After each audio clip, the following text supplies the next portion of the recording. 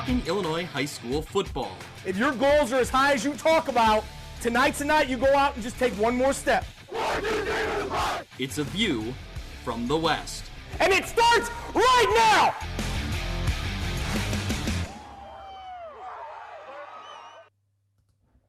Welcome into View from the West podcast, the podcast covering Illinois high school football on the western side of the state of Illinois. I'm your host, Greg Armstrong, joined by Kyle Kampmier for one, but we also have Mitch Stormer and a whole host of characters here. Let's pull them up on the screen. There we go. We're doing this live, boys. We didn't get a chance to do an instant reacts podcast, so this is a little bit of a reacts combined with our recap episode. So first of all, Mitch Stormer, welcome to the show. And what a weekend, what a day, a Friday in Bloomington Normal at Illinois State University for some state championship football. Yeah, I mean, we're, 72, a little more than that, hours after the fact, and still just thinking about it because it was such a great day, and we saw a lot of great football from teams that we cover and even teams that we don't. But just to spend that day with you guys, and we'll talk about it here. It was an awesome day, and unfortunately we couldn't wrap it up that day and talk about it due to the weather. But happy to be here tonight, and we'll run through it. Well, I was going to say, we had grand plans to do an Instant Reacts podcast that night from Normal, from the hotel lobby of all things. It would have been a great time. Weather kind of deterred those plans, so we figured what better chance to jump in here and get the perspective from the crew that was walking the sidelines, that was in the press box, watching all of it, than the guys that were with us there, starting with Kyle Kampmier from NUICFootball.com. We also had Matt Sertich there. We had Logan Swan from WIVC Football, and Zak Shimmin covering the sidelines with me, getting the video highlights for the X feed. So welcome to all of you. Kyle, have you had time to decompress with all that you saw there in Normal on Friday?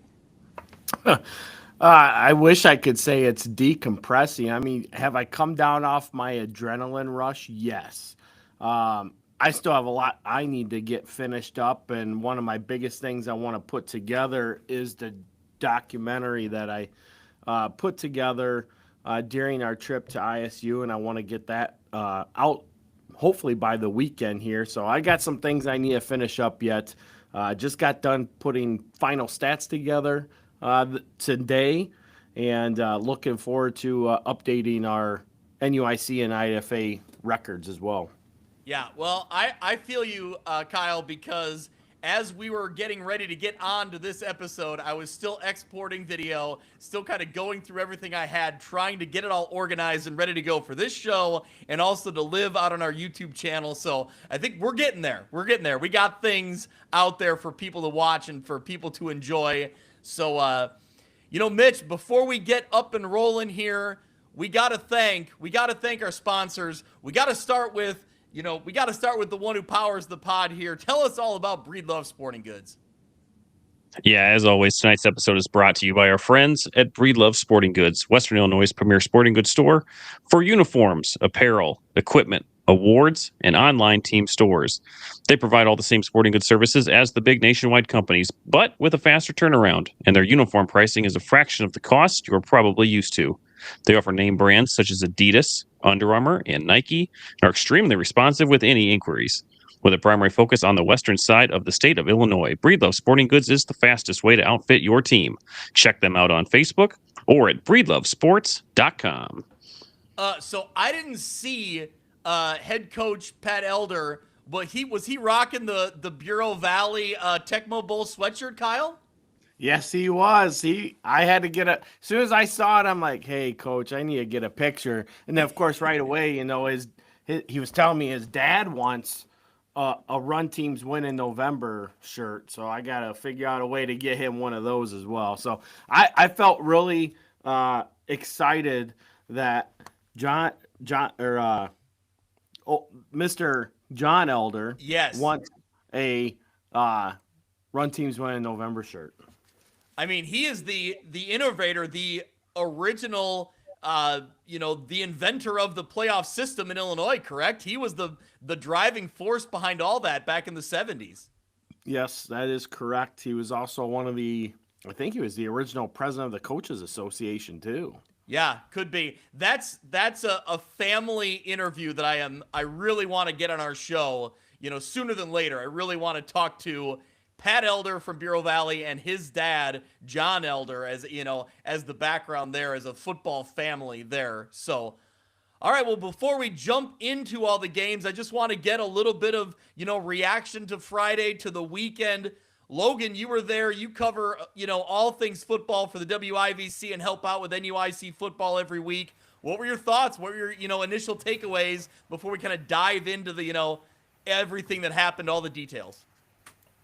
I mean, most of the games kind of went to how I thought they were going to go, other than the Byron Tolono Classic, which we'll talk about. That was instant classic, but there's no real surprises. It was just a lot of good football. It's a culmination of a great season, and that's really what it's all about. Yeah. Coach Matt Sertich, how much fun is it for you to, be there taking it all in, the small school football, on the grand stage there on Friday?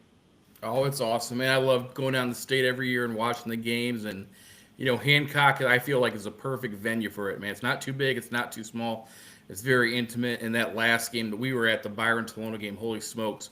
You talk about just a ruckus environment and what a state championship environment should be, man. That was it, and it was great.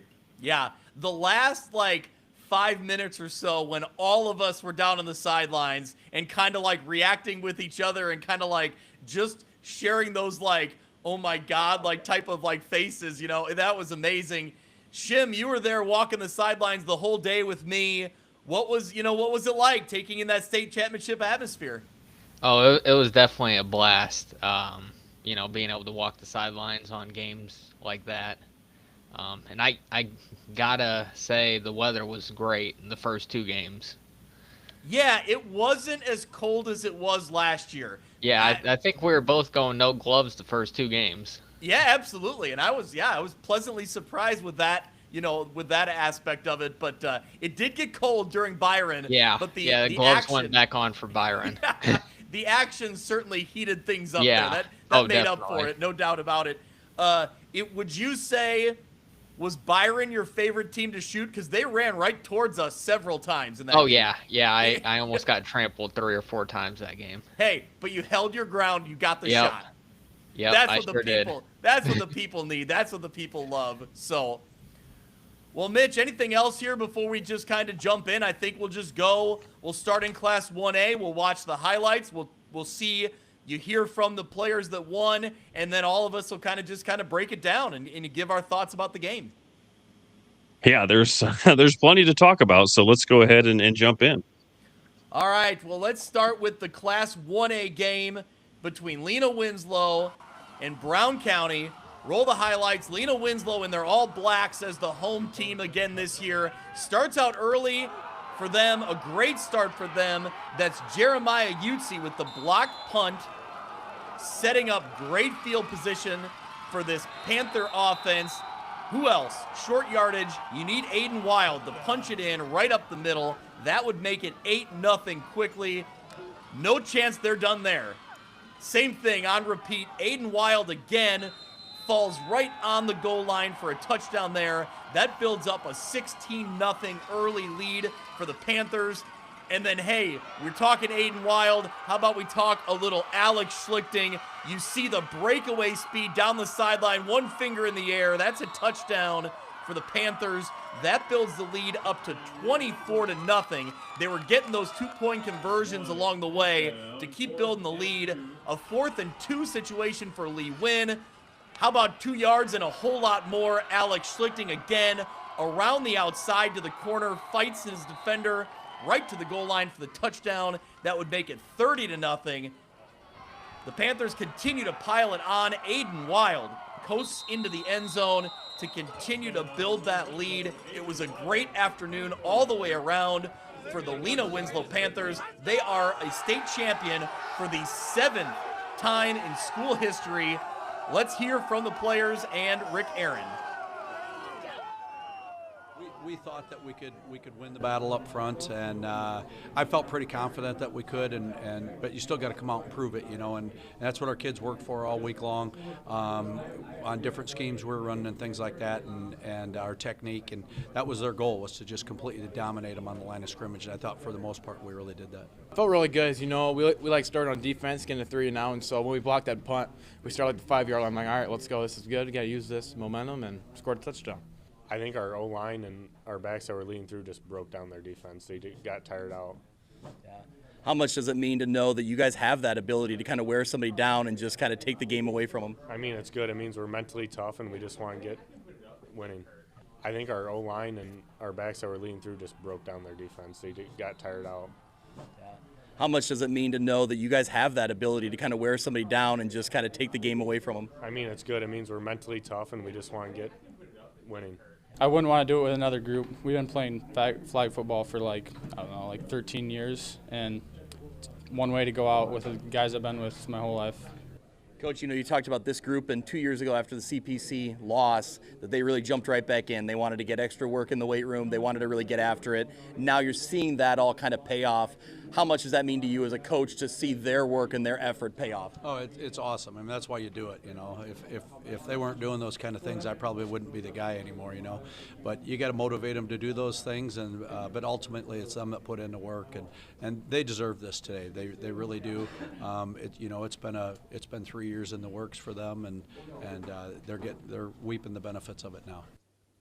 So there you go. There's the highlights and the reaction. So, Mitch, you were there, taking it all in. What was your thoughts on this one? We knew Lena Winslow was the favorite going in. They certainly flexed their muscle early in this one, and really, by the end of the first quarter, you kind of saw how this one was going to play out. Yeah, looking back at the stat sheet, like you said, we kind of thought this could happen, right? And that's more of a testament to how good Lena Winslow is than a detriment to Brown County, because I was super impressed with Brown County coming into this game, and I think they have a really bright future. We could be talking about them again at this time next year. Sorry, Logan. But I thought if they were to do it, right, if there was an opportunity, they had to attack Lena Winslow early. And when you look back at the stat sheet, their first 4 drives, punt, fumble. It was a total of 12 plays for 23 yards, and included in there is a blocked punt and a fumble. And that led to 30 points from Lena Winslow. And so, again, you have, if you're going to play Lena Winslow's game, and we talked about that, we thought that these were 2 teams that mirrored each other quite a bit. But if you're going to try and beat Lena Winslow at their own game, you have to be flawless. We saw that with CPC a couple years ago. We saw that with Stockton earlier this year. But when you don't do that, bad things are going to happen. And so it was Lewin early. It was Lewin often. And, the type of performance that we've seen from Lena Winslow, it's seemingly every year, and certainly in state championship weekend. Yeah. Matt Sertich, you were there in Stockton. You were there watching Lena Winslow get the win here in the state championship game. I believe in our game day preview in Stockton, you mentioned special teams. And can you execute at a high level on special teams? And now in the Stockton game, they were fortunate to capitalize on a Stockton miscue. But in the Brown County game, it's a block punt right away that sets them up. What did you see? Kind of how critical is that? It's special teams, and sometimes you get lost in the offense and the defense. But, man, that really set the tone for them 2 weeks in a row. Yeah, absolutely, man. You can't give a team like Lena Winslow more possessions. You certainly can't give them a short field to start the game, They started from the 5-yard, punched it in, got a 3 and out, got another touchdown. And when you factor in those 2-point conversions, well, all of a sudden, man, it is 16-0, and you're in a hole. And Brown County is just not built to come from behind like that. They just don't throw the ball a whole lot. That's not their MO. So, and when you're trying to run up against the Lena front that is just more physical and controlling the line of scrimmage, man, it set the tone for Lena, and unfortunately it was too big of a hole for Brown County to claw out of. Yeah. Well, Kyle Kampmier from NUIC Football, you're grinning ear to ear because it's another state title for your conference. You were pretty, like all of us, you were pretty confident going into this game. What did you see from Lena Winslow throughout this playoffs run, and what did you see in that state title game that confirmed that this was the team that they're built for this time of year? It really started back in, week 2 and the loss to Stockton. I talked about it all year that those two teams were going to be at minimum a 2-touchdown favorite above the field. And, Stockton obviously won by 3 touchdowns in that week 2 game. But I never look at an early loss to a top team by Lena Winslow as sound the alarm bells, because I've seen it too many times. They're so disciplined in what they do, and with the line that they had and the amount of talent that they had coming back from last year's state championship game, the experience in itself helps them, stay the course. And I don't know, I watched game tape of Brown County, the little that I could. I did watch a lot of Camp Point Central and Calhoun, thanks to Logan. And I just saw things that those teams on the southern side of the bracket weren't doing, that both Lena Winslow and Stockton were doing, that really kind of confirmed with me, just off of the eye test, that yes, they have the size, but they're just not playing at the level that Lena Winslow and Stockton are playing at. And obviously it's hard to say, but it showed at the state championship game to confirm that thought. And it's just the physicality. It's just the continuation of the beat down play after play after play. There's just not a lot of teams that will be able to sustain that over the course of an entire game. You have to be willing to go to a different level to play a team like Lena Winslow. Yeah. Logan, you've covered, you've been familiar with Brown County as a conference rival. What did you think coming into this one? If they were going to pull off an upset, what'd they have to do, and what'd you see in Lena Winslow on Friday that impressed you? I felt like they had to win a turnover battle. Going into the playoff, they were +7, and going into the state final, that went from a +7 to a +22 margin. That's 15 turnovers in 4 games. I felt like that was something they had to find a way to get multiple turnovers. And in a game like this against Lena Winslow or any team, it's tough to do that when they're playing at such a high level. The other thing I said, and I still wholeheartedly believe this, is I've always felt like the skilled players from the WIVC and Downs, and really just in the southern area, have always stacked up well against the skilled players from up north. To me, the difference has always been the physicality and the punishment in the trenches. And I feel like, the talk was about how big Brown County's line is, and they are big. I'm not going to say they're not. They're massive. But the continued physicality, like Kyle brought up, just play after play after play, really showed from, I think, the first play on. Yep. Shim, I know we talked about how much fun you had covering Byron, but man, Lena Winslow was pretty good to you too. That was fun. 2 weeks in a row now you saw, Lee win and got some good stuff. Yeah, definitely. They're a real fun team to cover. You got Aiden Wild, who just decides to bully people on his way to the end zone, and Alex Schlifting decides to just blow past everyone and give you a nice highlight there too. Yeah. But you got to say, though, Schlichting was running. Well, no, I guess he ran by you once, right? He ran one near side and one far side. I think it was the second touchdown. Yeah, with the finger in the air. You nailed it. You had it. There you go. All right, Mitch, you got some of the numbers, some of the overall stats here from Lee Wynn? And the two biggest names that we've called all year, it was Aiden Wild and Alex Schlichting, right? A combined 321 yards rushing, and 7 touchdowns. So just an unbelievable game. Certainly Aiden Wild, 170 yards and 5 touchdowns set the scene. We saw a couple of huge runs from Alec, and just kind of get away from the game itself and just looking at their career. Kyle, looking at the numbers that you posted, I think it's what, a combined 50, or is it this? Oh, sorry, it was this season. Something like 51 combined touchdowns and 3,800 yards between the two of them, and they've both been over 3,000 yards in their career. I think it's going to be hard to find a running back duo in 1A that put up the numbers that these two did. It's just an unbelievable set of careers.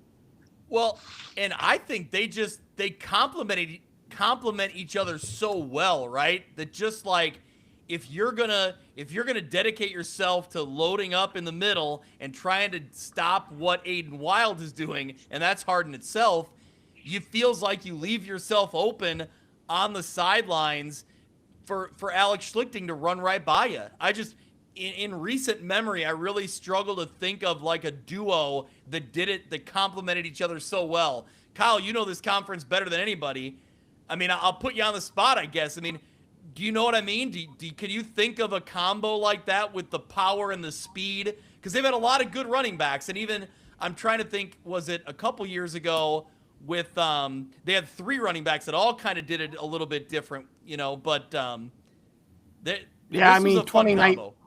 2019 you had Isaiah Bruce, Sean Ormiston, and a then younger Mari Roby in the backfield on that team. If you go back to 2010, you had Trey Griffin, Quinn Haas, and Seth Dasher on that team, on their first title team. And then Dasher and Haas were back again on the 2011 team that was ranked number 1 most of the year and then was upset as a favorite to get back to the state championship game.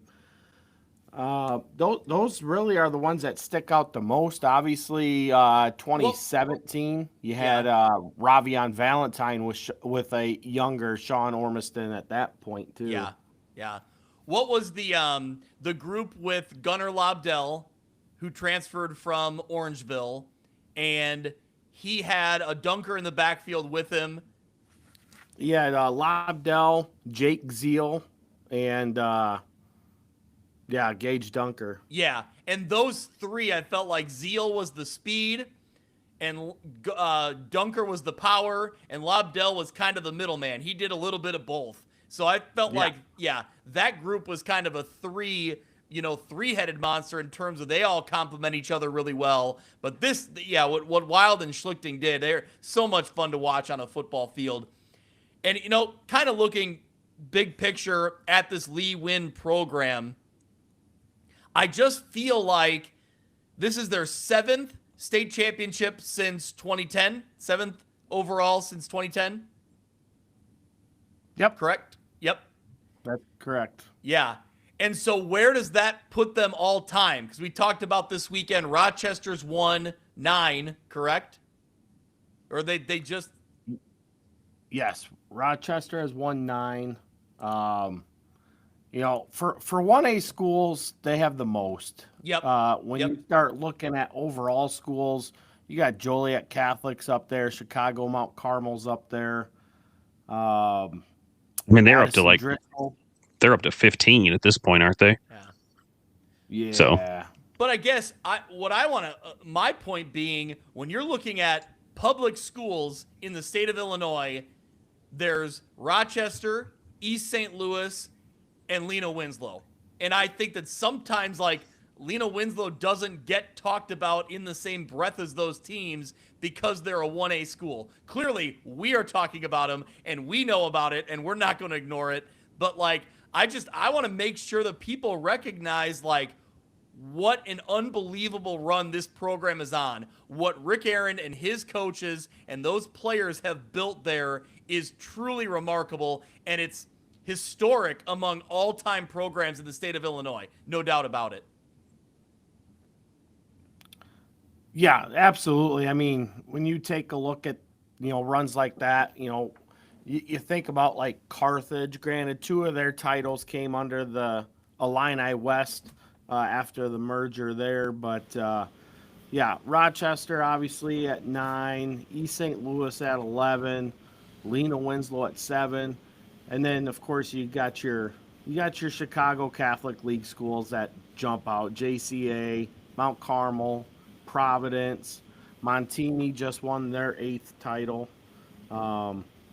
Loyola Academy's at 6. So yeah, I mean, when you're talking private schools, yeah, or privates to publics, yeah, Lena Winslow is definitely up there. And you're right, they don't get the publicity about it. I mean, people are definitely well aware of who they are now, but yeah, it doesn't come with the same aura. I don't think people truly appreciate what they're witnessing here. I think they know that Lee wins a power, but I don't think they really realize kind of exactly what they're witnessing. Anything else, Mitch, from this 1A state title game that stood out to you when you were, there watching in the comfortable press box? It was comfy once we shut the windows in there. That's true. That's true. No, I don't think so. I'm curious as to, and Kyle, you can probably shine some light on this, like, not to look ahead, but now we are going to see a Lena Winslow team that looks a lot different next year. There'll be some familiar names coming back. We saw Ryder Scholes get into the game on Friday. Ian Geisman, who we've called out before. Leighton Albright got to play. He's a freshman. So I think this will be a new look Lena Winslow team. I mean, is there an early outlook on what the Panthers are going to be bringing back next year? Yeah, I mean, you're going to have Gannon Dunker back. You're going to have Preston Schultz back. Jaden Schubert, one of the tight ends, will be back. Mason Kemple was one of the linemen. He'll be back. Van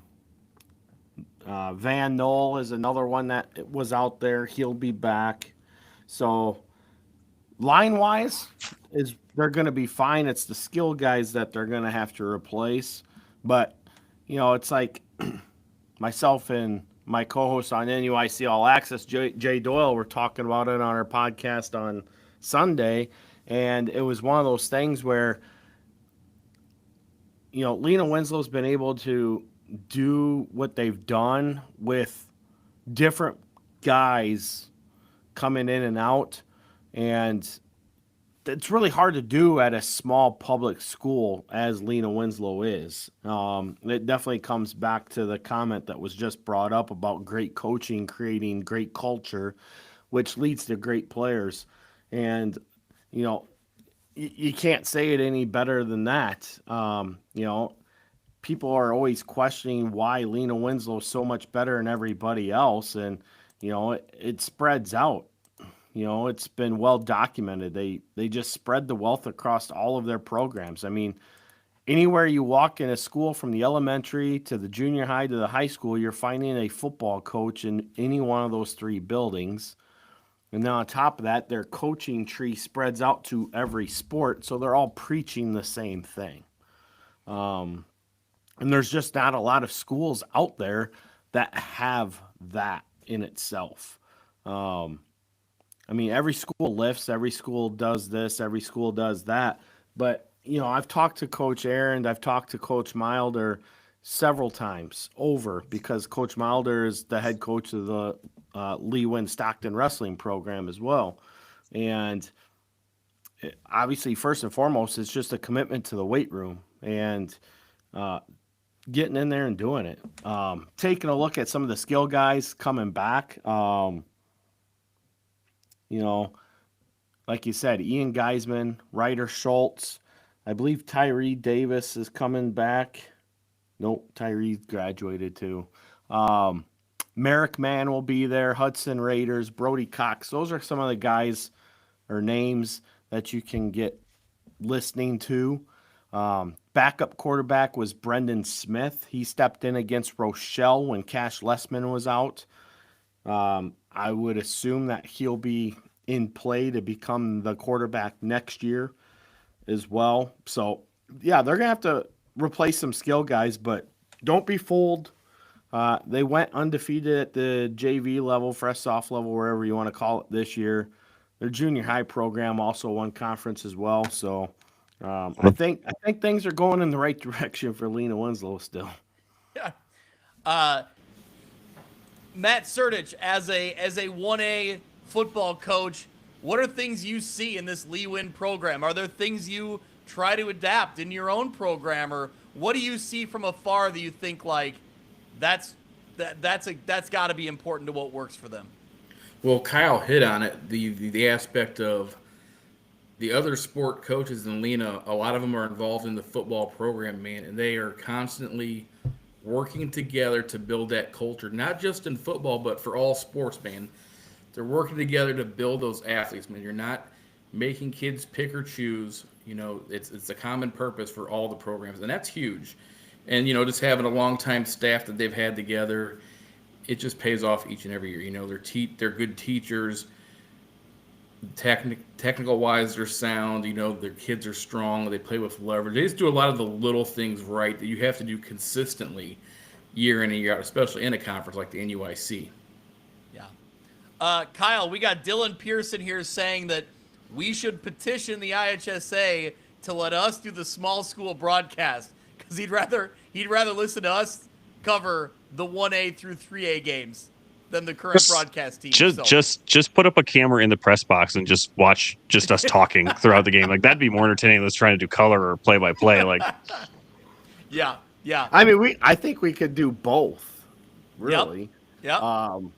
And I don't disagree. I don't want to make a mockery of the system because they do what they can, but it's different when you have big city commentators that don't watch small school football trying to grab as much information as they can to be able to put this on. And granted, you know, it's great, right? They have a job to do. I think what they do is good, but it is hard as a common fan to listen to people that you know don't know what they're technically talking about. They're just going off of the notes that they're given or feedback that they get. They don't actually know the teams. They don't know the players. They don't know the styles. And I kind of agree with that. I think it would be a lot of fun just to put a camera and a mic on it. I will say that, you know, enjoy the broadcast for what it is, appreciate what they're doing, and then turn to us because we'll give you the info that you need. So before we wrap this up, I think this is the perfect time to talk about the team we just discussed in Lena Winslow, a state champion, and the team that we're about to talk about, the 2A state champion. Kyle, they play each other in week 2. Talk about an epic regular season non-conference showdown. This is amazing. I mean, it doesn't surprise me with Lee Win, but to have it play out the way it is great. No, it is awesome. I mean, obviously, I've already talked to Coach A about it, and he's like, well, it looks like we might start 0-2 this year. But, you know, and let's be honest. I mean, he's playing a Darlington team in week 1 that just won the Division 6 Wisconsin State Championship off of a junior-loaded team, so they return a ton of talent next year.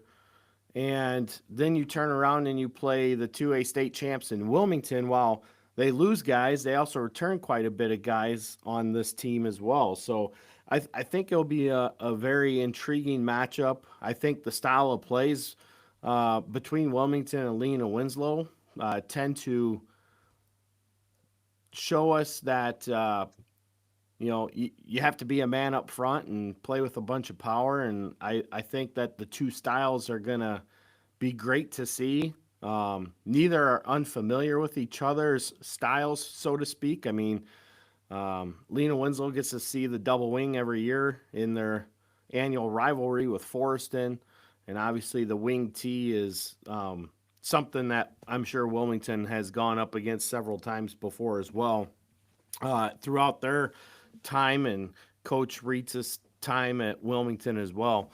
So I am interested to see how it plays out. You know, I think, honestly, I think it would have been fun to see it this year. Yeah, no doubt. I think it would have been cool just because of the talent level that both of them had. You know, I talked to there's a lot of people out there saying that Wilmington would have won by a clock. I don't feel that way. I do feel Wilmington would have won. I just don't know if it would have been a clock per se, but definitely probably a 2-score spread anyway. But either way, I think it will be cool to see how they meet up with each other and what they can do. And like you said, it's great to see Coach Aaron schedule 2 teams that he knows are going to be tough battles right out of the gate, which, further helps him, 1, when he gets into conference play, but 2, then for the long road into the playoffs. Yeah, it's just I have a ton of respect for the fact that they go after those games, right? They seek them out, and it's one thing to schedule Darlington or Wilmington, but to do both of them, to get an out-of-state team that's winning state titles, to get an Illinois state team that's winning a state title, it's really impressive all the way around. So, well, we'll talk about what makes that Wilmington squad so impressive. We're going to hit a quick break here, thank some sponsors. Then we'll jump into the 2A state championship game and talk about the Wilmington Wildcats. Our FCA team of staff, board, and volunteers is pleased to support View from the West with Greg and Mitch. Our Northwest Illinois FCA team is 3 teams in 1, serving coaches and athletes in the 3 Rivers, Northern Illinois, and Greater Peoria areas, all with schools covered by View from the West. For more information, email me at danpearson@fca.org. FCA, the heart and soul in sports. Hey there, local high school football fans. This is Sean Considine, a Byron Tiger and Iowa Hawkeye alumni, and now an LPL financial advisor. I'm passionate about high school football because it's the purest form of the game where communities come together.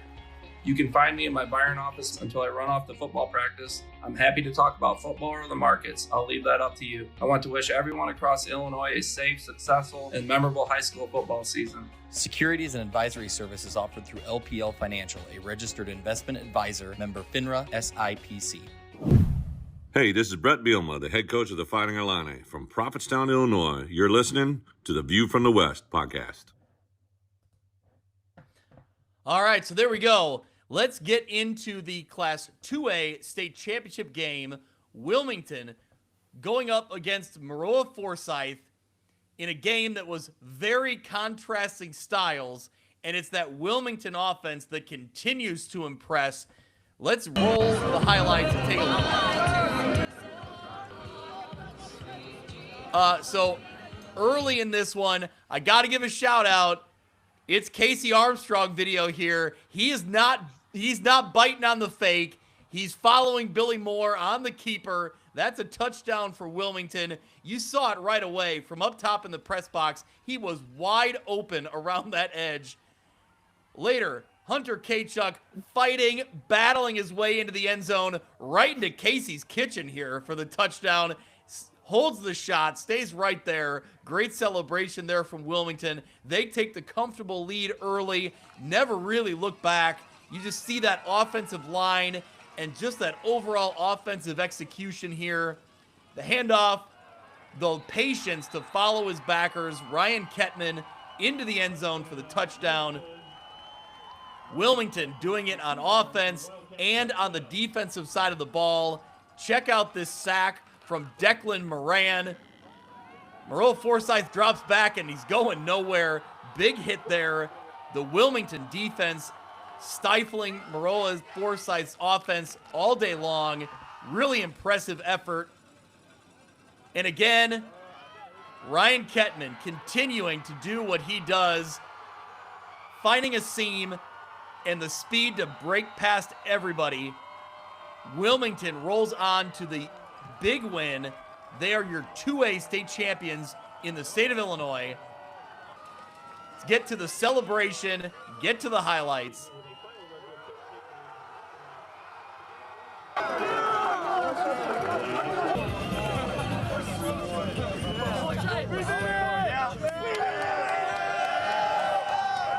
Well, I mean, last year when that lost to Montini, we knew we never wanted that to happen again, so it just drove us to work harder, and it feels amazing. It honestly still doesn't even feel real. It's crazy.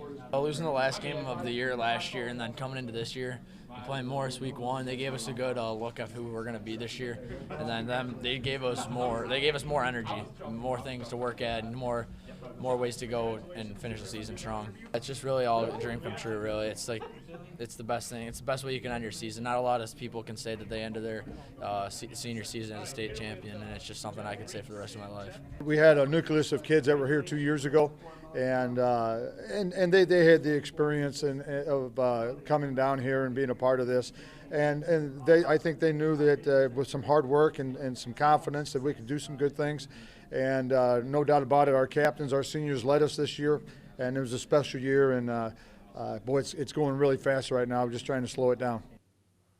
So I like that he says it's going really fast right now, and we're just trying to slow it down.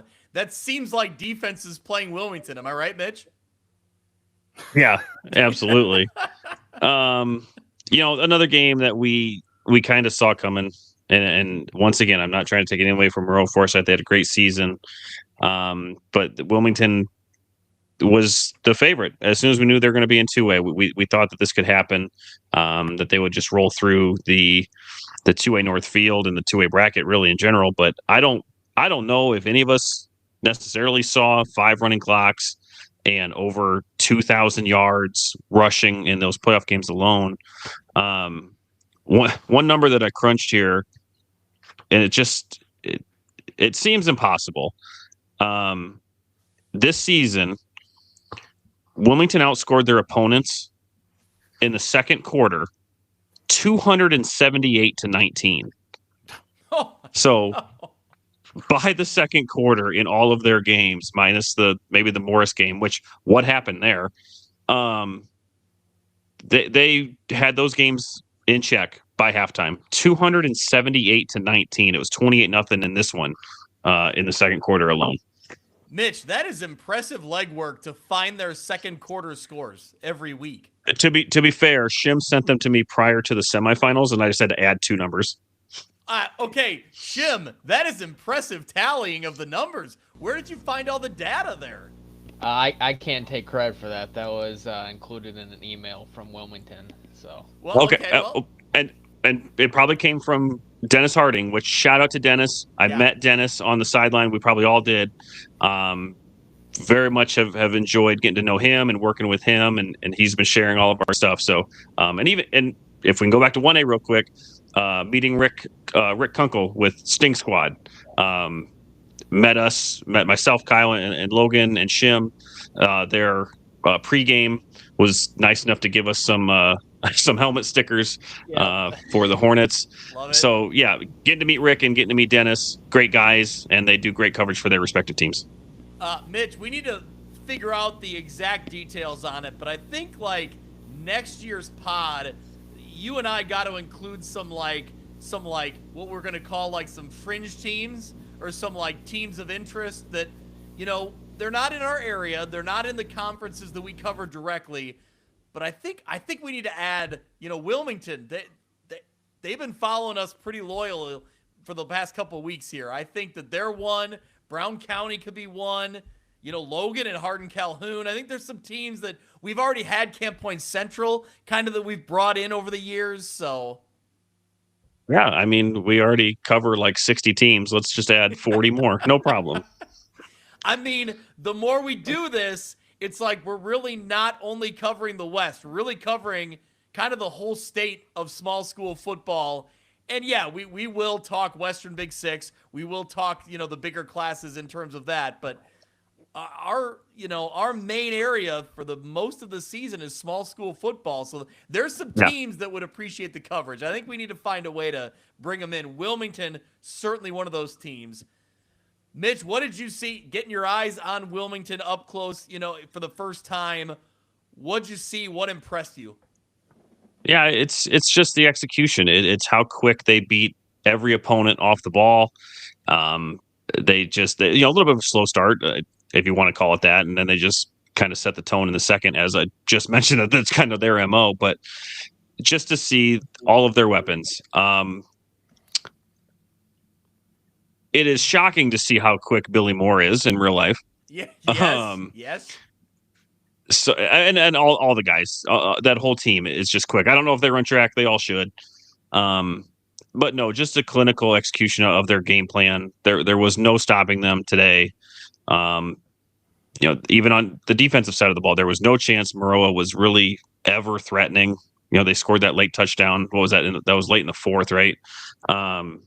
8 minutes left in the fourth. So, no, it was a performance as expected from a really good team that brings a lot back. That game against Lena Winslow, it should be fun, like Kyle talked about, but just on paper, Wilmington brings maybe a lot more experience back. So, I expect that if we start covering Wilmington, we'll be talking a lot of the same results that we talked about this year, and possibly even getting them back into state championship weekend, because I think they'll be that good again. Yeah. Kyle, what'd you like about what you've seen? You've seen Wilmington in state title games before when you've been at, on that Friday afternoon. What'd you see this year's squad do that impressed you, or what'd you like about it? Yeah, I've been at all 3 of their past state championship games, plus their quarterfinal win over Dupec last year in 3A.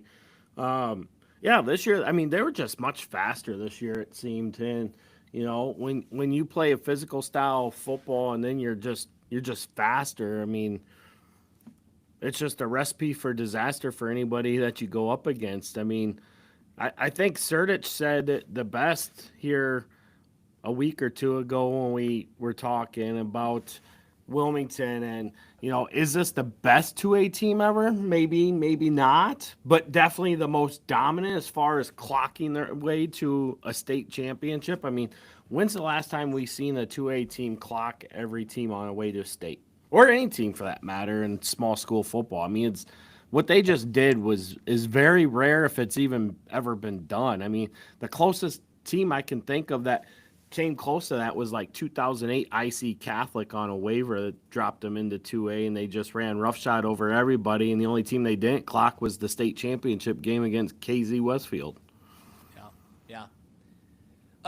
Matt Sertich, from a coaching perspective, I guess I've never really asked you. You more of an offensive or a defensive coach? I'm a defensive guy. All right. How the heck do you stop Wilmington?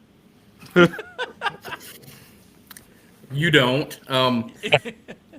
Many have tried and many have failed, man. They are just, they're sound. They run that foot-to-foot splits, and they just continuously just grind it out. And they're fine with 2 or 3 yards. And when you think you finally got them slowed down, somebody hits the crease, and boom, it's a big play like they did how many times this postseason with 1 or 2 play drives, man. It's really hard to stop. Yeah. Shim, were you able to keep up with Wilmington throughout the game? It was a little dicey, probably the first quarter, trying to follow along, but it got better as the game went on. I saw more and more of them. So there you go. I will say, shout out to Casey. Shout out to my son. He was pumped, man, on that Billy Moore keeper around the edge where no one saw, like, literally he's wide open by 25 yards as soon as he gets around the corner. And credit to my son, he understands what he's seeing on a football field more than I ever did, or more than I ever do. Like, I just shoot the highlights, right? Who's got the ball, I follow it. Casey's like, well, no, I saw this guy do this, and as soon as he moved, then I knew that it was a keeper, and I saw the guy get the block and go. And it's like, he's describing it way better than I could have, and he saw it all play out in real time and followed the right ball carrier. So shout out to Casey, because he nailed it. He followed the ball carrier the whole time, and it looked great. So, Kyle, what do you like about this Wilmington squad? And they're not going anywhere. We just talked about it. They'll be a formidable opponent next year, no doubt about it, against that Lena Winslow team. I just like the style of offense they play. You guys all know I'm a run game kind of guy. And, I love that double wing and the way that they do it. They have so many options. And, like Dylan was saying, Billy Moore, having him as an option at the quarterback provides 4 different running back options for a team that you have to account for. And most defenses can't account for 4 guys. Going back to that touchdown run by him when he basically led to the left and then basically did a naked boot to the right and went untouched for 50 yards or whatever the hell it was. Me and Mitch followed that from the press box, but yeah, going back to Casey getting that on camera, that's damn hard to do and awesome on him. But me and Mitch read that one right from the get-go. We were talking about it. We were like, oh, there he goes. Yep. Gone. I was still up there in the press box editing Lee Win highlights when that happened, and it was like, you've got to be kidding me. Like, as soon as he went around the edge, it was like, there's no one there. They all bit on the fake going the other way, and it is just so impressive because it's that half second, right? It's that half second split of as soon as you get a defender just inching one direction, man, the speed going the other way is too much. You can't catch him. And so I was really impressed with what I saw. Not only that, but after you run it one time like he does in scores, now you're holding that backside of the defense, and then they ran fullback trap later that game, and he cuts it back, and those guys have to respect Billy Moore on the outside. So, like Kyle said, man, it's hard enough stopping the three-headed attack. You add in a fourth guy with Billy Moore, good luck. Yeah, that's great stuff because you're exactly right. That's the defensive guy in you coming out that that as soon as you see it once, you got to respect it, and then there you go. They're going to get you somewhere else. So really good stuff. Logan, any thoughts on this 2A game and Wilmington and kind of what they got? Run teams win in November as a run the football guy, and them only throwing 5 passes all year and just dominating. That's insane. Yeah. That's nuts. Mitch, you got some of the numbers from this Wilmington squad in the game in the state championship, and then kind of the bigger picture. Yeah, I do. Ryan Kampmier, 11 carries, 137 yards, 2 touchdowns. Billy Moore was over 100 yards in the score as well. Kate Chuck had a touchdown. Ryan Schrager had a score.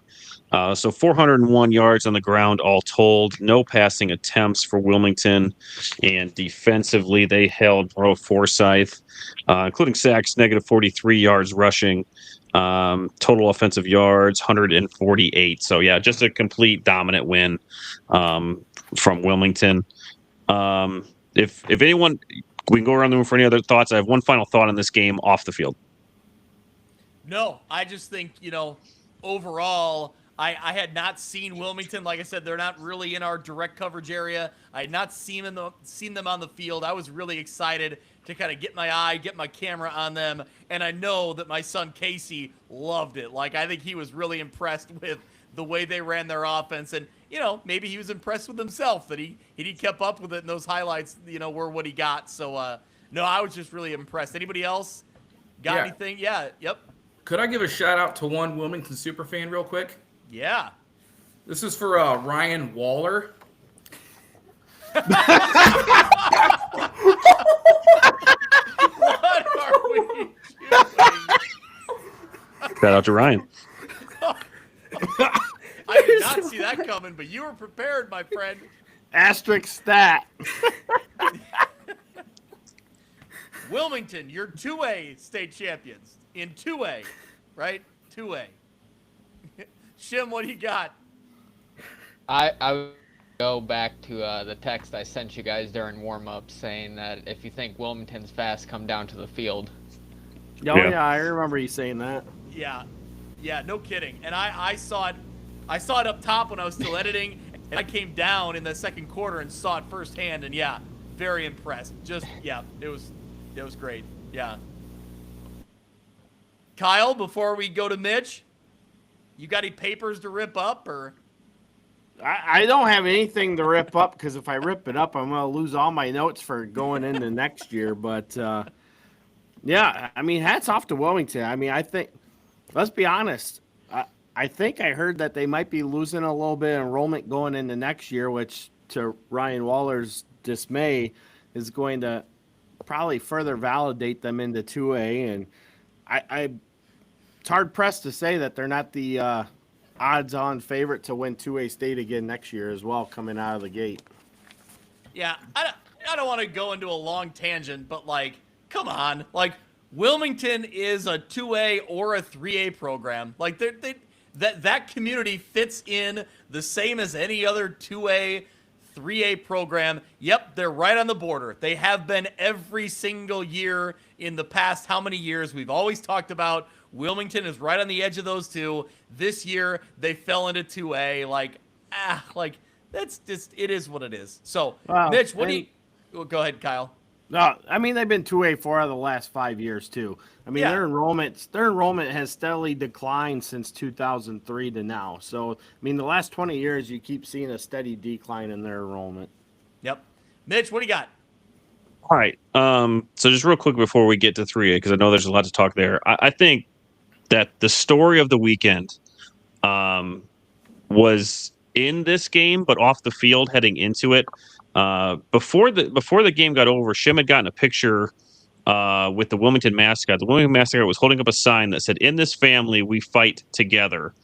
And I don't know where I was at the time that this took place off the field, or sorry, after the game on the field. I must have been getting a picture somewhere. After the game, the Wilmington captains had brought over a bucket of money, and this had started a couple of weeks prior. The story goes is that there's a 16-year-old named Matthew who is the Monroe Forsyth mascot, diagnosed with leukemia earlier in November, and the Wilmington team had seen the story and kind of saw the writing on the wall that they could be playing Monroe Forsyth in the final, and they started this campaign to raise money. They had a bucket at the game against Tri-Valley. They had the QR codes for the GoFundMe. They had all this stuff set up, and they brought it to them to the state championship game, and they presented it to Monroe Forsyth, I believe, to Matthew's brother, I think, who plays for Monroe Forsyth. In the bucket alone, there was $3,100 in it. They were selling bracelets. They were sharing the GoFundMe. The GoFundMe's up to almost 8,000 right now. And just unbelievable sportsmanship by a program that didn't have to do that whatsoever. I don't believe any, real connection between the two programs. This all started with Ryan Kampmier and his family who saw it. And they started this campaign, and the women's community really, really showed out. Like I said, $3,100 just in the bucket that they presented at state alone. So a great story to come out of a bad situation, and we hope for the best there. But good on Wilmington to do this, and it was a great sign of sportsmanship after the game. Yeah, so I just shared a photo here that I know, Kyle, you shared on your NUIC football account on X. So Matthew Cleary, they're raising money for him. He's battling a form of leukemia. I know there's links out there. Kyle, you had attached it, and we'll try to get out there and share it again. But I saw that moment after the game on X after I was already off the field, and I can't think now who had shared that. But yeah, really great on both sides to kind of just be able to capture kind of the spirit of what this is all about, right? Like communities coming together, and they're competing on the field, but they're helping each other out, because a lot of these communities are a lot more alike than they are different, when they get on the field to play football. So really cool moment there. Yeah, Mitch, glad you pointed that out. So anything else on this 2A game? It was an impressive performance overall, and I think we saw that impressive running game there from Wilmington. We saw the impressive running game from Lena Winslow in 2 victories. In that third game, we saw Byron running the ball, but man, we saw a whole lot of fireworks out of Tolono Unity passing the ball all over the field. So let's hit a quick break, and then we'll get into the 3A state championship game. This episode of View from the West podcast is brought to you by Simulation Sports. In addition to golf simulators and batting cages, Simulation Sports provides golf club repair, custom fittings for driver shafts, and even private lessons for golf, baseball, and softball. Whether you're looking for a fun group activity or want to fine-tune your skills and equipment, Simulation Sports has something for everyone.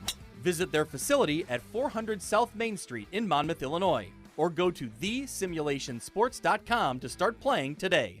At Modern Woodmen of America, service is about more than our members. It's about our community, too. We share values that include personal financial security and helping friends and neighbors in need. We're your partner helping you protect your future, and together we're making an impact here in our local communities. I'm Nate Neighbor. Find me on the Modern Woodmen of America website. Get to know your local Modern Woodmen representative to plan for your financial future and learn about valuable member benefits. Modern Woodmen of America. Touching lives, securing futures. Securities offered through MWA Financial Services, Inc., a wholly owned subsidiary of Modern Woodmen of America. The View from the West Player of the Week is brought to you by Breedlove Sporting Goods, Western Illinois' premier sporting goods store for uniforms, apparel, equipment, awards, and online team stores. They offer name brands such as Adidas, Under Armour, and Nike, and are extremely responsive with any inquiries. With a primary focus on the western side of the state of Illinois, Breedlove Sporting Goods is the fastest way to outfit your team. You can check them out on Facebook or at breedlovesports.com. When it comes to quality, convenient pizza, Godfather's Pizza in Silvis has you covered. Featuring a beautiful dine-in area, delivery, and a carry-out window. Godfather's Pizza is that pizza you grew up with, not a convenience store. You see, at Godfather's Pizza, the dough is made fresh daily. That mozzarella cheese is shredded fresh and never frozen. And those toppings are abundantly piled high each and every time. Locally owned and operated since 2010, Godfather's is a huge supporter of local athletes right here in the Quad Cities. So come on by and check them out at 1211 Avenue of the Cities in Silvis. Order online at godfathers.com and reunite with that same delicious pizza you grew up with. So there we go. Let's get into the game, the 3A game, the game that I think really carried the headlines on that Friday of the state championships. Byron going up against Tolono Unity. Again, it was a Byron squad we were really high on, and looking at the matchup, we really thought this would be another game that would be a couple scores separation. And man, right away you knew, nope, this is not going to be that type of game. Really impressive effort from both teams, from Byron, from Tolono Unity. So many athletes, so many playmakers on the field making plays in the biggest of big stages. Let's get right to the highlights and see it all and how it played out.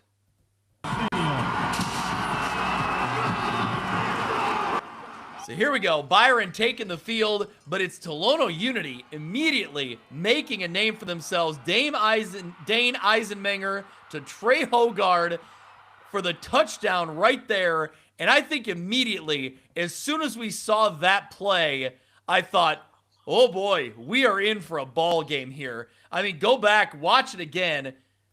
Just the athleticism to go up. First the throw, the catch, fights through the defender, in for the touchdown. Remarkable play from Eisenmenger to Hogard. Immediately, it's a 7-0 ball game. Andrew Talbert to Cole Aiken. They strike back. So Byron immediately with the answer. That makes it 7-6. Unity with the lead there. End of the first half. It's Eisenmenger again. This time to Henry. Tyler Henry right at the goal line falls in for the touchdown.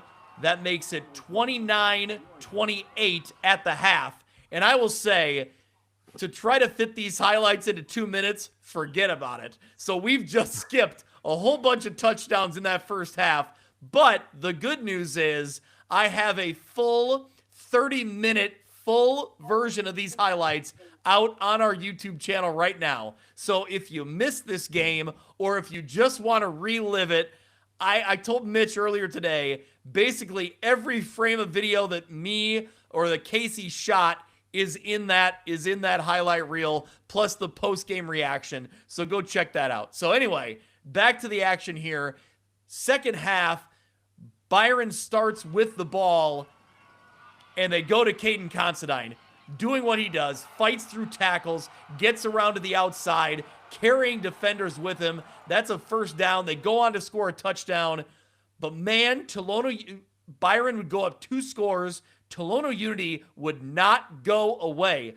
Eisenmenger, again, this time up top to Mason O'Neill. These catches are ridiculous. This would set up another touchdown for Unity. But then it's Caden Considine doing what he does, finds a seam, breaks past defenders, fights his way down into the red zone. That would lead to a touchdown right here. It's Andrew Talbert keeping it for himself, battling for the pylon. He gets in for the score.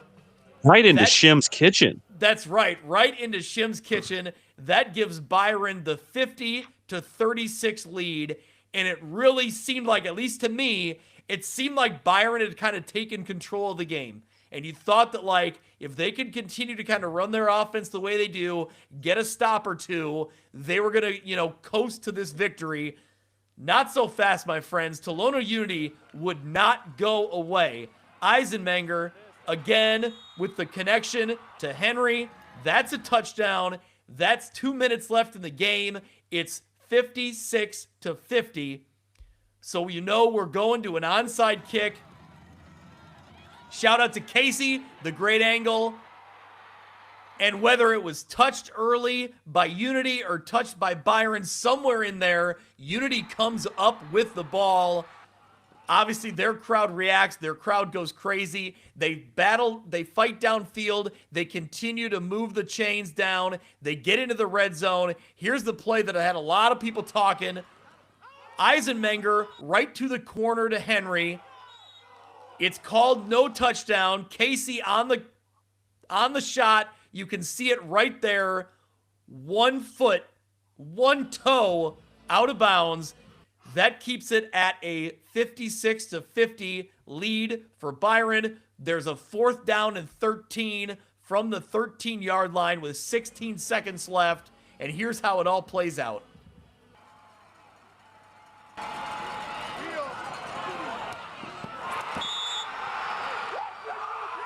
Great defense from Caden Considine. And I want to stop right here because after the play, Byron is celebrating for very good reason. The crowd's going crazy. Check this out. Byron defender comes over, picks up the towel. It's Cole Aiken. Picks up Henry off the ground. Cole Aiken there. The sportsmanship from Byron and from Unity, just incredible. Really impressed me. Byron is your state champion.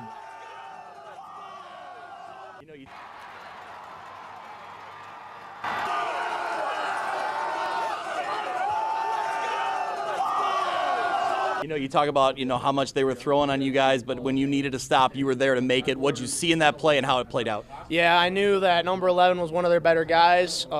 We put in a two-man coverage.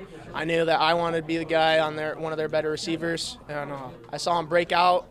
I knew that it was our final play, and he ended up running a wheel route. So I saw that play about 100 times at every summer camp I went to, from North Dakota State to Illinois State. I've been around. I've seen that route a couple times.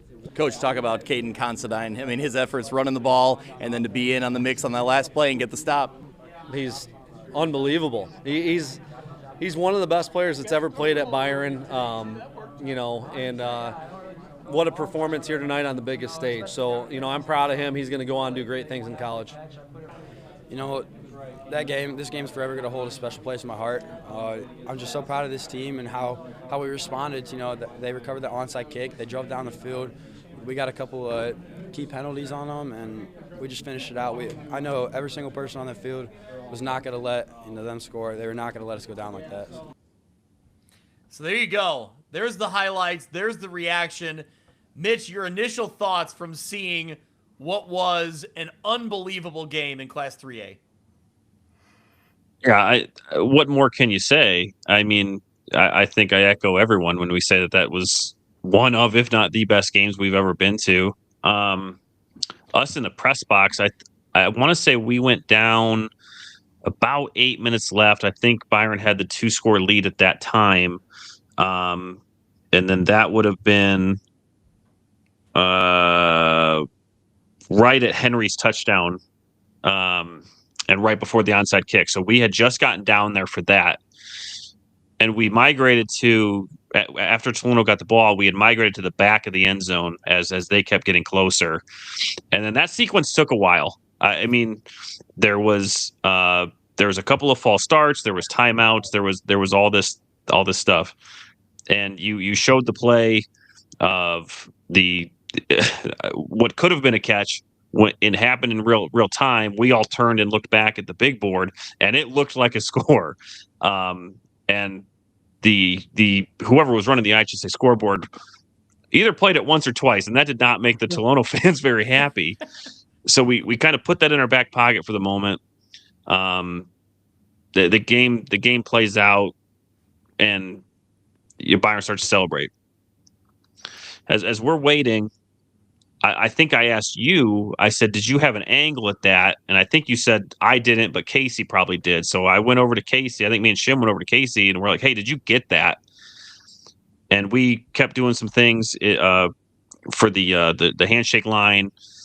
Casey comes back, and he was like, yeah, I got it. And that's the angle that you just played and that I had taken a video of and posted it on X because he's able to kind of slow it down and go frame by frame. And you can see that his left foot lands out of bounds.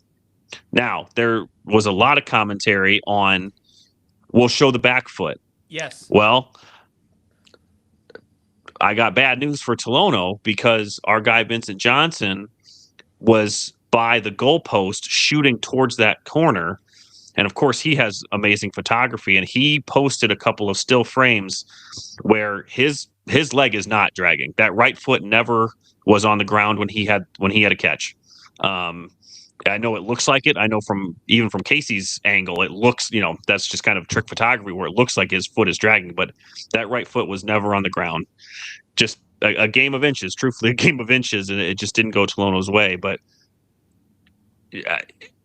again, what can you say? It was the greatest game that I can remember seeing. It set however many records that we can talk about here in a minute, and it didn't go the way that I thought it would. I think we all kind of thought Byron would roll over in this game, but when we talked to Rick Constantine and Ron Boyer before the game, they had said that they had seen Dane warming up, and immediately they thought, this kid's the truth. Like, he can sling it. And as you said, Greg, on that very first touchdown, on that leaping grab from Hogard, it was like, oh, okay, like the Rockets can play, and they're going to bring it. And I think on that first touchdown in the second quarter, that was the most points that Byron had given up all year. And that was really when just things were getting started. So, yeah, unbelievable game. Happy to be there. Happy to cover it. Glad that we went down when we did, and that we were getting the action right there in our respective kind of areas. As I mean, all of us that were there kind of made the L around the back line and around by the pylon. So we had every angle covered. And it was great. Unbelievable game. Yeah. Shim, what do you got? Just hats off to the official for getting that call right. I think as a whole, none of us in here want to be the guy that has to make that call, and he got it right. Yeah, no doubt about it. I think to Mitch's point, when you look at it, I think that you got to look at both feet, but I think at very best, both feet land at about the same time as he's catching the ball, and that front foot clearly hits out of bounds. So I know they were arguing that the pylon was knocked over, but if you watch, the pylon falls over after his foot's already hit out of bounds. So I think for a lot of times in these situations, in these games, the officials are being spotlighted for the wrong way. And so let's give credit. We had the camera angle right there. Let's give credit. He made the call in real time, and it was great. Nailed it. And again, giving Casey the kudos that he richly deserves, like the most consequential highlight of the night was that. I mean, I'm not lying to you. I mean, that was being able to have that and to share that and to post that out.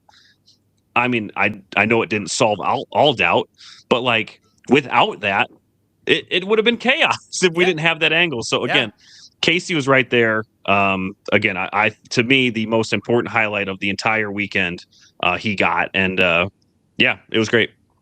I mean, if it was anyone other than my son, I would make the joke that Mitch never gives me any credit, but it's my son that he's complimenting, so we'll let it go here. But he outplayed you this weekend, my friend. There's no doubt about that. Come on now. I still got a little bit of pride in my video. You would have been shooting Ryan Kettman as Billy Moore ran around the corner, but not Casey. Casey had it.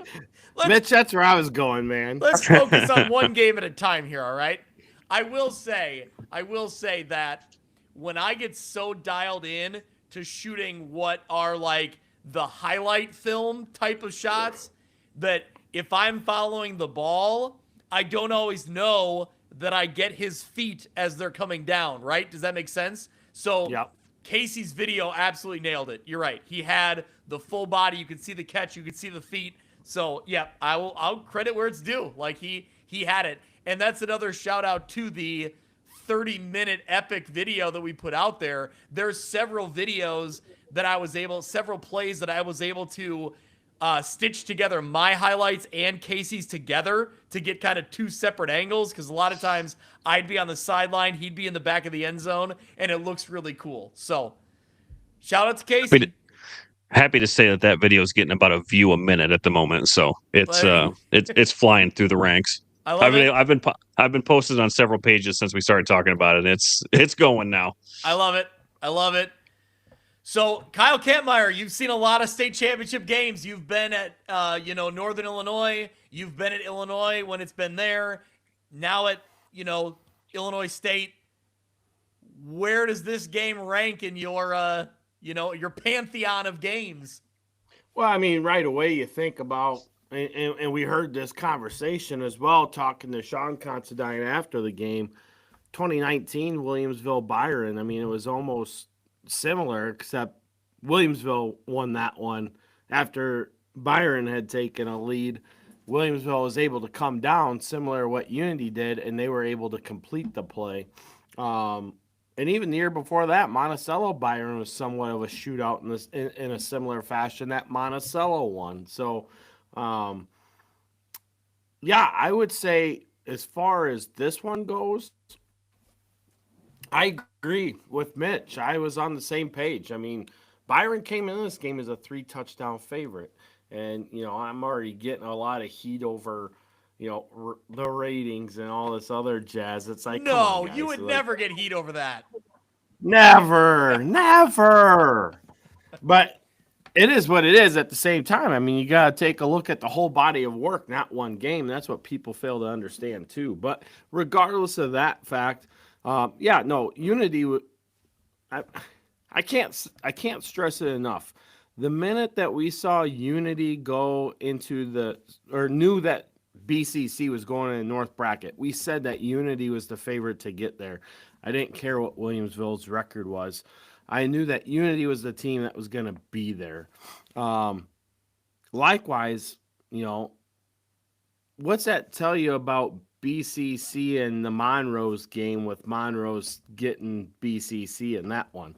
I've already heard some things where, there were some things that led up to the BCC Unity game, and that's why Unity lost. Whatever. I don't care personally. At the end of the day, one team won, one team lost, and that's what it is. But with that, the playmakers that Unity has with Hogard and Henry and Mason O'Neill, let's be honest. I mean, I reached out to Coach Reentz a couple different times on stats and information, and O'Neill never really popped off the chart. Tyler Henry did, because, I got a lot of information from Tyler Henry through his dad. And then Dane Eisenmenger definitely threw off the charts, because, I mean, he would hit me up with a bunch of different stuff when he would put together highlight videos of himself, which was awesome to see. And then even there for a little bit, Trey Hogard and Sertich, you'll like that, because, Hogard's related to David Robertson. So, so I got to hear from Coach Robertson as well about Trey Hogard and what he can do. And, you just knew that they had the athletes. It was, how are they going to be able to make it go? And, I mean, 42 completions. I mean, come on. Yeah, as far as this game goes, definitely one of the best ever state championships games I've seen. One of my favorites of all time was the 98 Class 1A state championship game between Newman and Carthage. That came down to a last-second pass by Carthage to win that one, 30-26. But when you take this one, with the star power that you had in it, you have you have a kid like Eisenmanger committed to Central Missouri, and I was listening to Susie and Rodewald's podcast earlier today, and Susie said he had no idea where Central Missouri was, and to be quite honest, outside of knowing that their mascot's the Mules, ironically, I without looking it up right now, I couldn't even tell you where it's technically located. Is it a D2? It is D2. I knew that part. It is a D2 school, but I've heard so many people already say that this kid should be getting D1 looks with the talent that he has, the depth on his ball, the crisp. I mean, we mentioned that on the sideline when we got down there, just how crisp that spiral was that he had on the ball. I mean, you could hear that thing going when it zipped by you. I mean, it was just unbelievable. There you go. Warrensburg, Missouri. Good job, Logan. So I think going into this game, Kyle, we kind of talked about it. Matt, when we were all in Stockton on that semifinal game, seeing the result from Unity St. Joe Ogden, my initial reaction was, well, there's no way that Byron's going to give up that many points. They're not going to give up that many points. Their defense is too good. I will say Unity really surprised me on that aspect. Matt, you've seen a lot of state championship games and you've covered a lot of small school football. That offense, I mean, we talk about run teams a lot, but man, we don't see many passing games like that. No, we don't. And we talked in the pregame. I think it was me and Kyle. I think Logan filled in for Mitch that we thought that Unity was a couple touchdown underdog, but I did make the point that last year Unity played Althoff in a shootout. And if they were going to have a chance, that was going to have to be the type of game it was. And it turned out that's exactly what it was. But, credit to Tolono, man. They just kept battling back. And, you got contrast of styles. I mean, you got the power run game versus the pass game. And they just were going back and forth. And it was a matter of, who had the ball last. And I really thought Tolono was going to get it, man. They were set up pretty good. I think they got 1st and goal to 3 with 3 timeouts. Yep. 38 seconds left. And then, the false start kind of started the whole process. Then a dropped pass, I believe, in the end zone. Then another false start. So it just kind of unraveled at the end. But down on the field, man, it really felt like, Unity might just get them. So did anybody else get the sense that when the play that we just talked about, the one toe out of bounds, and then I think they had 2 false starts after that play, it felt like Mitch, it felt like the rhythm got weird there for a minute. Yeah, I am not gonna pat myself on the back on this, but truthfully, when that happened, I thought, okay, Byron's gonna hang on. I don't know what it was. And this was before the false starts. It was just something, like you said, you just felt like that was the play. Yeah. And it was going to take the wind out of their sails a little bit. And credit to Tolono because they gave a really good effort on that final play, because I think it was really the false starts that did them in. Truthfully, I was surprised that they threw that pass that had the controversial no catch, because I thought they were doing a great job with Crew Eckstein all game. Yeah. Yeah. Now, in that situation, when you're that close to the goal line, Byron's defense is going to be a little bit there. It felt like during the game that Byron's defense was willing to give up some runs to Eckstein to try and defend the pass a little bit more. But that kid, I mean, he has 1,500 yards this year for a reason. I thought that they would try and run the ball, and I don't think they ran one run play in that scenario down there. So, no. Yeah. But again, something inside said, I think Byron is just going to find a way to hang on, and they did. Yeah. Shim, you had your hand raised. What are your thoughts on this one? I know we talked about the passing in this game. Even more props for how cold it was, and they still threw the ball around like that. Yeah, you're right. Yeah, it was probably, mid-20s? Yeah, easily. Yeah, and the elements did not affect them at all. No. Not one bit. Yep. Logan, what'd you see? What impressed you from this Tolono Unity squad? And Byron. I guess we'll talk both. So that was the first time I've ever got to watch Byron at all, ever. I'd seen some of Tolono over the time because of Coach Hamilton's ties to here, but that was the first time I've ever watched Byron, and I was blown away by... Really, first off, the whole team did great, but Caden Considine's performance, is up there with Eisenmanger's too. It was an all-time great game. It was an all-time classic game. It was really the best game I've ever seen. It topped some ones that I felt would never be beat. It did. I was blown away by Tolono. I made the point on me and Kyle's show leading into the week. I felt like if the game was to break the mold of the projections, which were all kind of lopsided, it would be this one. And the big reason why was going to Eckstein, like you said, he's a 1,500-yard rusher. I felt they had the balance to do it, and they did a great job.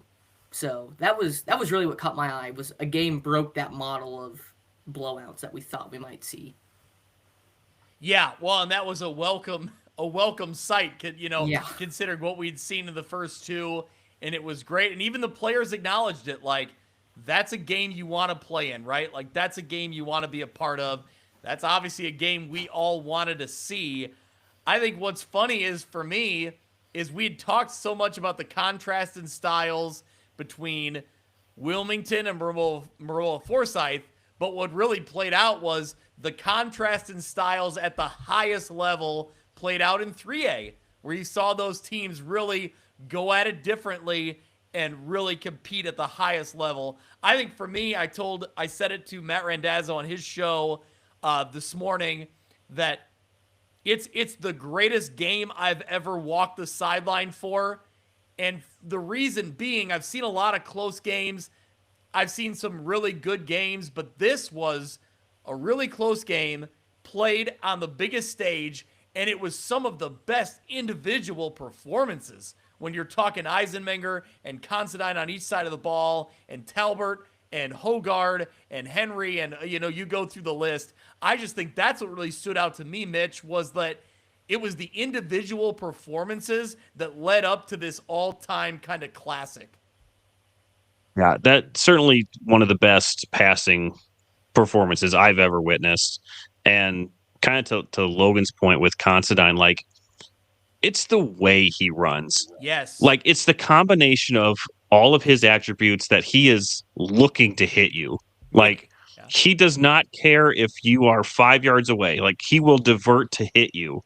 And just he was injured a couple times. He kept getting up, and he was the leading rusher, the leading tackler, came up with a pass breakup at the end. So just an unbelievable performance from him. But, collectively, looking at this, historically, and how many records were set, and I don't remember how many that we had said, 9 or 10, whatever it was. Jay Taft with the Rockford Register Star put together a fun list of numbers. And I think what's just fun looking through this is that there was one punt in this entire game, and it was an absolute nuke from Andrew Talbert. Yes, it was. Yes. It was like a 58-yard bomb to 6 or something. So one punt this entire game. We talk about the pass attempts, the yards, all of this. It was the most points combined in the 3A state championship. Some of these are funny because the number is 557, which is Byron's point differential on the season, which is the second largest ever in 3A, behind their own mark that they set, which was stupid ads, 729. Like, just to put in perspective how good that 2023 team was. Yeah. The other one was Byron scored 708 points on the year this season, which is the second most ever for a 3A team, behind themselves when they scored 115 more points in 2023. So this game in general, 1,207 yards of total offense combined, yet another record. So we saw a ton of offense all day on Friday, but for us, and at least our coverage, to end on a game like that, and for us to all be there and to see a game like this, it just made the day even more special, because what a game that was, and it'll be talked about for a long time. Yeah, no doubt about it. It will certainly be talked about. It was, I was thrilled to be there, and just to, it was an experience, man. I mean, just to see it all play out, and just really impressed on both sides. And I think that, you talked about Mitch, you talked about Caden Considine and the way he plays football. And I'd heard people talk about it, and it sounds cliche, but that's the way you want any kid to play football, right? Like, It's fast. It's physical. He's never giving up. He's giving it 110% on every play. You know, Sertich, as a coach, that you got to love watching a guy like that because he's doing it on offense. He's a team leader on offense. But, man, when push comes to shove, when the last play of the game is on the line, that's the kid going up against their best wide receiver and winning that matchup, too, on defense. Yeah, absolutely, man. That kid is just a freaking dog, you know, and he wanted the assignment. He got the assignment, and, you know, he delivered, man. He's just a great football player, man, and a joy to watch. Yeah, no doubt about it. So, Kyle, you got anything else on this 3A game? No, I mean, we pretty much hit everything on that game. I mean, like you said, just remarkable game. Great scoring output. Big yards, big plays, great athletes all over the field. It's one that we're going to remember and talk about for years to come. Yeah, for sure. So with Dupec moving into the Big Northern Conference next year, our coverage of Byron isn't going anywhere. That's for sure, and that's exciting. Yeah, it's going to be a lot of fun. I'm interested to see how Dupec transitions into the Big Northern. I think they'll be fine with it. Obviously, Dixon and Byron will be the two teams that really challenge them the most. But at the same time, I think for Dupec to see that caliber over and over and over, they're going to start to continue to figure out that this is what they need to do in order to get to the level they want to get to. And let's be honest, Byron's at a whole other level at this moment. I mean, I think in recent years, you would be willing to bet that they could, you know, go into 4A, not win 4A per se, but, you know, compete well in 4A as well. They're a top-notch program right now, and what Coach Boyer and Coach Considine and that staff has going on is just amazing. Yeah, it was really fun to watch play out. I know they were frustrated with the stops they weren't getting throughout the game, but it was really fun to watch them battle through it and compete the whole time for both teams. You know, it was fun to watch both teams go toe-to-toe, doing it different ways and continuing to just deliver and just continue to throw haymaker after haymaker. So, all right, well, that's kind of the coverage of 1A through 3A. Those are the games we really had our sights on. So, I mean, now, being that we're recording on Monday, now I figure we might as well do our preview of, 5A through 8A, right, Mitch? Yeah. If you want information, this is the spot to get it. Yeah. Somebody asked us earlier in the thread if Fenwick could beat East St. Louis. Sure. No, I think that's a legitimate question.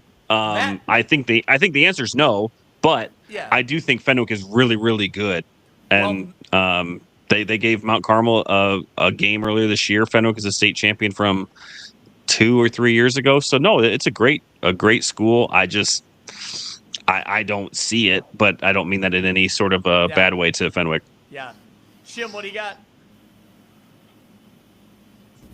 If we go around the room, when does everyone think the last time the IHSA played a football game in December? Ooh. Is the answer never? So I did a little research. They used to play them, but I think when they kind of went to the state format we have now, they kind of went to the Thanksgiving thing. Okay. Yeah. Well, as a Kewanee grad, I won't call you a Kewanee historian, but didn't Princeton and Kewanee always play at like the end of the year, like traditionally before the playoff system? I think that sounds about right, yeah. So they might have played around, I can't imagine it was December, but they might have played in late November. Yeah, I was just curious if you guys had anything off the top of your head that you can think of. Well, I know that this is the first time the games have ever been moved off of this Saturday. So I would say no, I don't know. Anybody else? Sertich, Kyle, you got anything? Ever since I've been watching state championship football, it's always been at Thanksgiving. Yeah. Well, so there it's we a go. first for me personally. Yeah. Yeah. So December it is here for the So 5A do past through 8A. teams win in December, or is it still run teams? Yeah, who wins in December? We're now? about to find out. Yeah. Yep. We'll create a new slogan if we see some passing teams win in the amount of snow that we've got this week. Yeah. Is Bloomington expecting any snow tomorrow? No. Ah. I'm not Shoot. sure. Yeah, in the Quad Cities area, we got a little more tonight. I don't know what Bloomington Normal area got, or I don't know what Northern Illinois got. So That just would have been some absolute scenes had they been able to, I understand why like they didn't go through it. I totally get that, but had that happened, like had the teams already been there or whatever, man, that would have been a sight. yeah, certainly an interesting scenario the way it all played out. So, all right, boys. Well, I appreciate everybody jumping in. Mitch, can you believe we've wrapped up our season talk? We're not done quite yet, but we've wrapped up the football, recaps and everything that's from the game action here. Yeah, it doesn't seem like it's real. But yeah, so we've got this. We'll I don't know if we're going to take maybe a little bit of a week hiatus here before we get into our superlatives and award episode. And then after that, it's a little bit of a hibernation mode. But yeah, still some work to clean up here and to wrap up the season. But yeah, it just seems like we were talking about week one, yesterday. And I know that's cliche, but that's just how quick this season goes. And but what a way to end it, man. What a way to end it. Yeah. So as Mitch alluded to, we still have the Best in the West awards. Those are coming up probably we'll probably take a bye week in there, Mitch, and then maybe we'll get into compiling all of the stats, all the information that we need to really crown our best ofs, from players to teams to games to coaches, all of the, all the best ofs that we need to know about. We'll get those all compiled, organized. Nominations will be set, and we'll crown some winners there in that episode. That's always a ton of fun. So stay tuned for that. We'll get you the information on that one down the way. Matt Sertich, did you have something before we wrap up here? Yes, sir. Man. All right. I think we can all agree that 3A game and that atmosphere was tremendous. And I can only hope sooner than later, not that it would have made it happen this year for sure not, but seed the playoffs 1 through 32. How great would it be to have 3 or 4 matchups on a Friday at Hancock in that stadium, in that environment, and have games like we had then, best on best? Absolutely, no doubt about it. Kyle, that kind of leads me to, if we do some crossover merch for View from the West and NUIC, I think we need 2 shirts. I'm just going to put them right out there on the air right now tonight. We need one that is a variation of 1 through 32, because I think we both agree on that sentiment, right? Yep. And then I think when it comes to NUIC football and View from the West, we're built on boundaries, man. We are built on boundaries, baby. Let's do it. So, couple crossover merch there coming soon. Stay tuned, as they say in the business. We'll get the information out on those. We'll get Abby from Breed Loves on the horn. We got to make that happen, no doubt about it. Yeah, I love the 1 through 32 shirt. I'll buy that today. Yeah, for sure. All right. Well, hey, thank you to Logan, to Zak Shimmin, to Matt Sertich, Kyle Kampmier from NUIC Football, and of course, Mitch Stormer. Thank you so much to everyone who listens, who follows along, who was watching on Friday as we had everything covered. I hope you enjoyed that coverage. A lot of collaboration here between us at View from the West and NUIC Football. We appreciate the help from all you boys over the weekend. It was a ton of fun. Glad everybody got back to their respective houses on Friday night, or even, Mitch, was it early Saturday morning? Tell us about your road trip back before we wrap this thing up. Yeah. My wife was very concerned that I wouldn't make it, and boy, was she right. I got to about you said you were near Indianapolis, maybe. Yeah, I was trying to think of the time, because the time already switched over. So I think it was 1:00 Eastern time, I think. And like it got to a point, and maybe you guys have been this tired before, where like you get a headache, your stomach hurts, your body's just like, you idiot, like go to bed. And so I had made the decision. I'm like, all right, if I see a rest stop, I'm gonna pull over. And luckily one came up, so I pulled over and overcame my fear of getting carjacked and killed, and took about an hour nap in the backseat of my car. Woke up at 2 or 2:15 in the morning, and then drove the rest of the 2 hours home. And I got here at about 4:15 in the morning. You climbed to the back seat. That's a epic nap there. Right, the seats in my car, like I couldn't get them back far enough, so I'm like, this is not it. So I got in the back. Yeah. Well, I will say the collective we appreciate your efforts. I told you to call me on the way if you were getting tired, and all you responded with was, "Oh, I'm tired," or "I'm bored." Was the comment. I was bored. No, it wasn't so much of a tired thing. I was just bored. Like I couldn't do anything. And again, I think my body was telling me to shut it down for a minute. So it all worked out. Well, I'm glad you made it back safely. I'm glad you were there. Glad we were all a part of it, because it was. I texted you guys 10 out of 10. I would do it again in a heartbeat. No doubt about it. How about this? 10 out of 10. We will do it again in 2026. We'll be back in normal the day after Thanksgiving. I can't wait. So. Well, hopefully I have a hotel room that night and no snow, because that's right. That'd be nice. And we'll have our lobby beers and podcasts in the lobby. And yeah, a little no bit snow. We just got to hope for no snow. That's all. No snow and a little bit of pub too. We missed out on that atmosphere as well. So a lot of things that, we can, make slight adjustments with the weather, hopefully helping us out next year. But 2026, let's roll it back. We're going to do it again. There's already things that I've been written down that I'm like, I want to do this a little bit differently. I think that we can do it a little bit different, or we weren't in the right spot during the game. So no, I think we nailed what we wanted to do this year, but there's a lot of room for improvement, and the collab has been great, because the focus and the goal is not for any of our respective channels to grow, and we're not fighting for likes and fighting for views. We're celebrating all of this together. So I think as long as we've got that going for us, that we're going to put on a heck of a show. So kudos to you guys, and I come away super appreciative of everybody, and I think we're just getting started here. Amen. I couldn't have said it any better. I can't wait for next year. But in the meantime, Mitch, we're not going totally silent. We'll have our best of awards. We'll have some coaching conversations throughout the offseason. We'll keep the conversation rolling into the offseason, because if you guys, I know, and if the fans listening are anything like us, we want to keep talking high school football throughout the offseason. We'll keep that conversation rolling. So thank you to everyone. Not quite done with 2025 just yet, but we appreciate everything.